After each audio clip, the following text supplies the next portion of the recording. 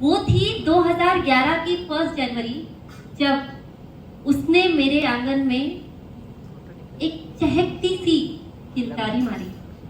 उसकी मीठी मीठी किलकारियों से अब होने लगी थी मेरे दिन की शुरुआत। उसकी मीठी मीठी किलकारियों से अब होने लगी थी मेरे दिन की शुरुआत। खाना खाने के लिए वो इतना परेशान करती थी बचपन में।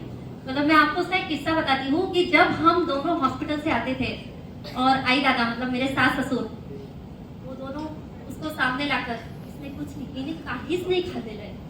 फिर हम दोनों, मैं दोनों हाथ पकड़ती थी सौम्या के, उसके पापा दोनों पैर पकड़ते थे और फिर उसको चम्मच से हम धीरे धीरे धीरे धीरे फीड करते थे।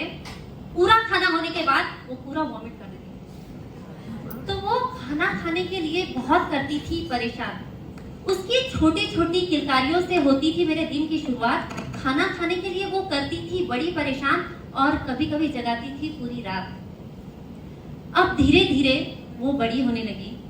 अब धीरे धीरे वो बड़ी होने लगी और उसकी हर बात, उसकी हर नटखट अदा मुझे अच्छी लगने लगी। ऐसा लगता था कि बहुत ही दिखा रही है वो हुनर अपने जल्दी जल्दी, बहुत ही दिखा रही है वो अपने हुनर जल्दी जल्दी। चाहे गर्मी का मौसम हो, चाहे हो सर्दी, 5 साल की उम्र में उसने बजाना शुरू किया हारमोनियम। 5 साल की उम्र में उसने बजाना शुरू किया हारमोनियम और हम सब समझ गए कि संगीत में जाता है इसका मन रब। उसकी दादी थी, उसके पापा थे, तो उसे थोड़ा थोड़ा घर में ही सिखाने लगे। हमारे घर में there is a with musical atmosphere.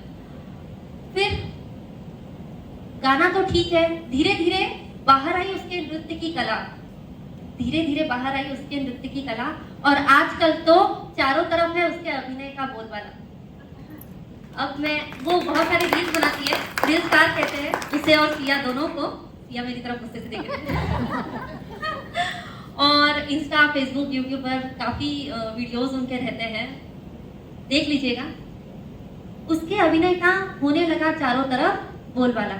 अब दिल से यही तमन्ना है, बिकॉज अब वो बन रही है टीन का डिब्बा।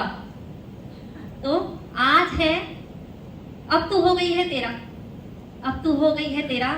भगवान से बस इतनी ही कामना है कि दूर रहे तुझसे गम और दुखों का अंधेरा और हमेशा रहे तेरे जीवन में खुशियों का सवेरा, खुशियों का सवेरा।